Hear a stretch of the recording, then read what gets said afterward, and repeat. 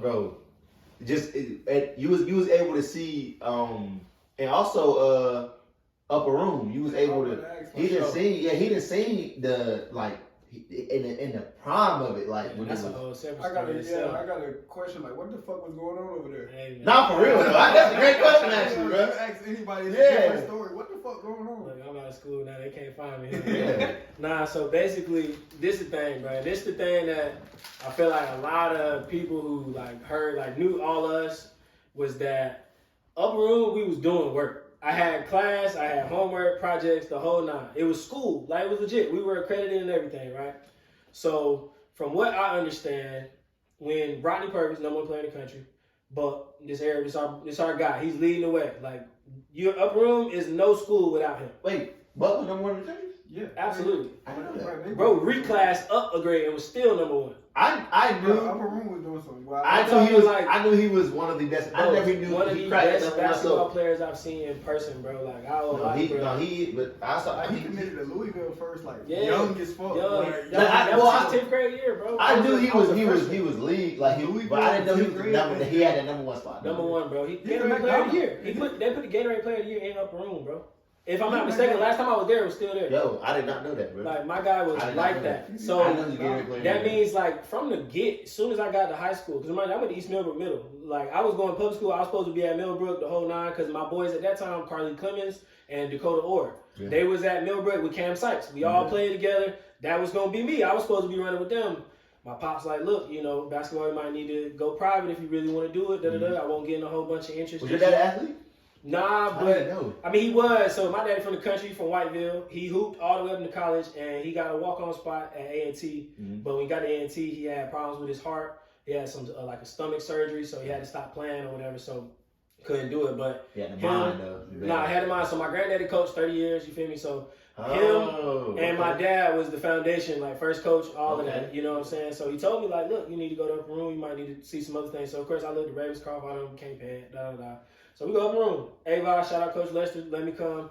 And pretty much to fast forward, when we get there, Rodney Purvis is the man, #1. So every practice, college coaches. Like, and I mean like the Dukes, the Carolinas at like 6 in a row. Well, now that y'all help me understand that he was actually the #1, of course. Like, absolutely. I never knew that. This is what a lot of people don't understand too. From top to bottom, we probably had 20 kids that would have went D1. Yeah. Had it went, because like you had Wayman Wright, who at the time pre-injury was the best guard I had ever seen at that level, bro.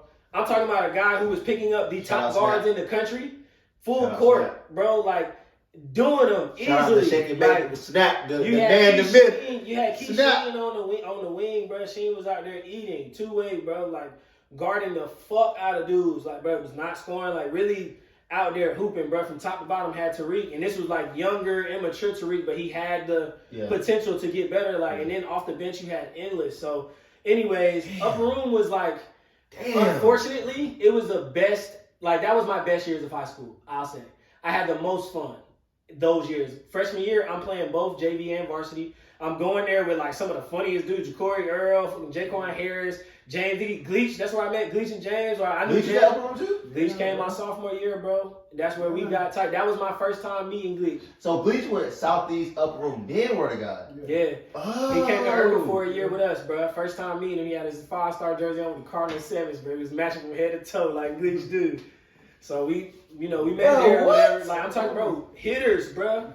From top to bottom, bro. And we're playing everybody. We done went to Dallas playing Julius Randle. We done played Marcus Smart, Andrew Wiggins. Like, we went to go, like, we was with it, trained to go for anyone, bro. So, like, just that whole environment, bro.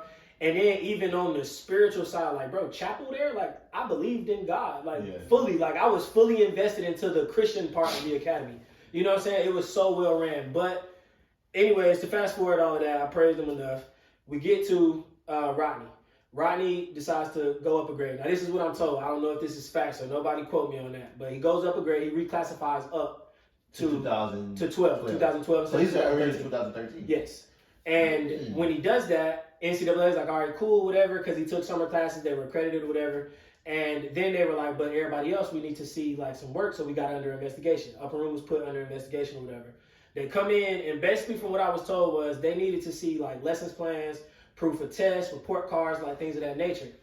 Apparently, upper room won't make no copies. type of thing. So they didn't have anything to show. So then my parents, they get letters and stuff from the clearinghouse, NCAA clearinghouse, for those who are getting eligible for scholarships. Y'all know what that is. It's called the NCAA Eligibility Center now. That's what they might have changed. My fault. It was clearinghouse back in the day. So we sound like some ancient ass niggas. Real. Crazy. But I mean, you gotta think though. This is like 2013, 2014 when I'm dealing with this. So like that's a long time ago. That was about 10 years ago. Yeah, but when you was talking about the letters you was getting, that was more than that because you was only a sophomore then. Yeah, but it wasn't letters from Kai. It was letters from the NCAA because I was trying to get clear. So I'm reaching out to them like, what can I do? What should I be doing? Yeah, that's what I'm saying. It was a long time ago. So they asked us like, do we have the work? Mm-hmm. So I'm in my attic trying to find work, but you know how we are as kids. You throwing it out in your ear. Once I get my report card, that's all it goes in the trash. Exactly. Yeah. So and everybody was like that. So instantly they deemed every course from upper room ineligible. So hold on. So let me get this straight. So it was that simple. Wasn't it making it seem like it was something like, oh, they doing like. Now, granted, it could have been.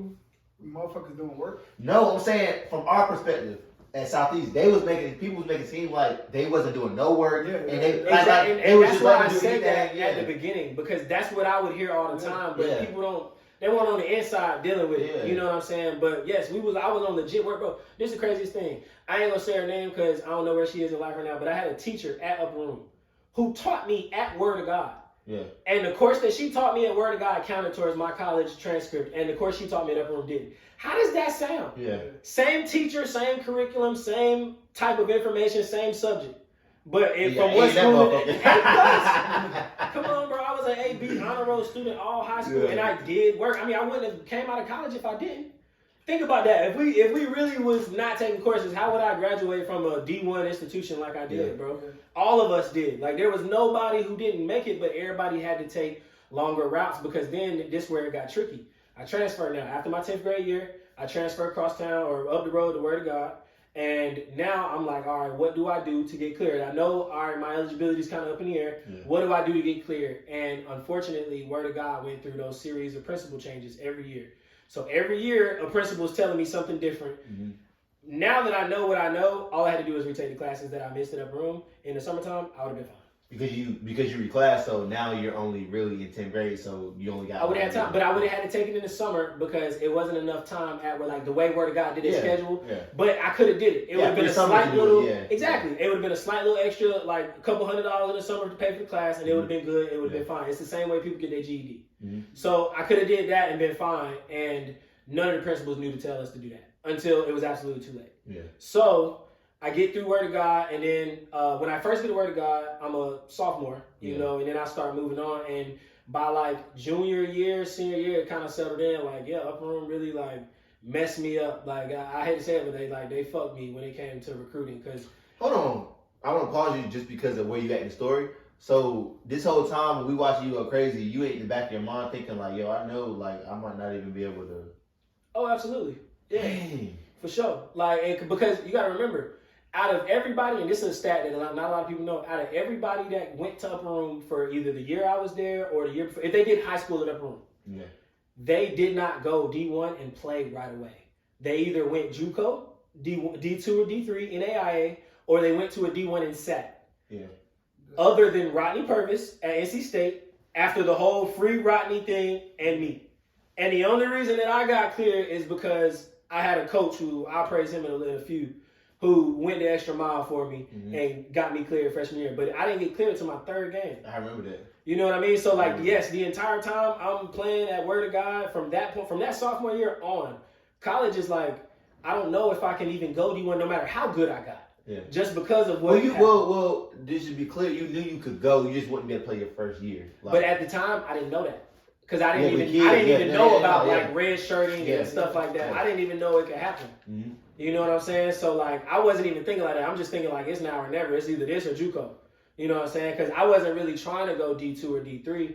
I knew that I wanted to go higher than that. So I had JUCO's calling. I mean that was I had JUCO offers for sure. Mm-hmm. I debated between D1 and JUCO. Mm-hmm. For sure, I had some of the best ones, but it just it worked out. Yeah. So, but yeah, that's what happened at Upper Room. Hey, I never. Y'all just gave me so much information. Why the fuck you didn't think I was going to Upper Room? That shit in your backyard, bro. bro, I ain't had no money. We was broke. We was broke. Shout out to Pastor Woo, man. He was out there helping us with the scholarship. Y'all knew, if the only reason why I said that is because if y'all knew how close, I was thinking about where they said, I'm like, bro, that shit out Hollywood. Mm-hmm. Hey, that shit. Right there out on the village. You can walk to Southeast too, nigga. Yeah, that's what I said, Go ahead, nigga. nigga. Cause once you pass that, cause it's so where Southeast is at, I live across Rock Quarry, but Lions live over there past the Creek roadside. That's where it's at. It's like, I'm like, bro, Lions right. You said in Granny Ridge? Yeah. Yeah. But it You know about Granny Ridge, that nigga? situation. You know about Granny Ridge, That's my nigga? stomping ground. Y'all were little niggas. You said what? Y'all were little niggas over there. I was. You was out there? Yeah. Who you know from out there? Will Cofield. He Yeah, passed away. I don't know. He might be on. Ike. Tanika Cofield. I know the Cofields. Yeah, man. I don't know. Shout out to Kofi. Shout out to the Cofields. What you talking about? Hey, look, everybody used to be out there. EJ used to be out there. You know EJ? NCAA coach. I live when you start as a neighborhood, you make that first left. I lived in that like third house right there. Yeah, I live right there. That's crazy, bro. Basically, I don't know if you heard my question. What was it? He asked me what Wes did for me at UNCG. But we haven't got to UNCG yet, bro. Yeah, I know bro got his schedule. That's why I was like, let me not How even you get about to skip order? let me not even get into it till. Yeah, I'm saying, but He saved you, but it's alright. we got. Yeah, you're right. My fault. Nah, my question is like, my question is, how the hell was y'all going like? Cause I know at one point y'all stopped at 7th grade. Then when Rodney went to 8th grade, y'all started doing 8th grade. And shit Yeah, like we was that. built. So, so I kind of left that out. So Yeah. pretty much every year they were building a grade, and that was acceptable upon NCAA. But that's the thing. They was making it seem like that they was making some shit up, but you can do that now. Nah, because that's how schools build. Because off the rip, Roseville did it. Remember? if you just open up a grade, school and you say, oh well, we got K through 12, you just think you're just gonna randomly have high schoolers? Like, nah, you got to get some young and then build them up. Roseville did the same thing on a public level. So we were doing that, and that's why the NCAA investigated, because we were going one a year, and then all of a sudden we had a jump a grade, because that next year Rodney was supposed to be a junior. And instead he reclassed up, and now he was a senior. And then we brought in like 2 or 3 other seniors. We had built around. Yeah, you know, that shit makes so much sense. But see, and this the real messed up part about it. The other 2 seniors, right? It was 2 of them. I ain't gonna name names. They graduated from Word of God, just like from Upper Room, just like everybody else. That was the first graduating class. Yeah. And got accepted into regular school with no problem. Did they play basketball? No, regular students. Yeah. So in our mind, we're like, how can the admissions department let in a regular student? If we're talking academics and eligibility, if we're talking our education, how can you let these courses count for a regular class, but just because somebody plays basketball, you're saying... Bro, that's a good point, bro. I never thought about that because...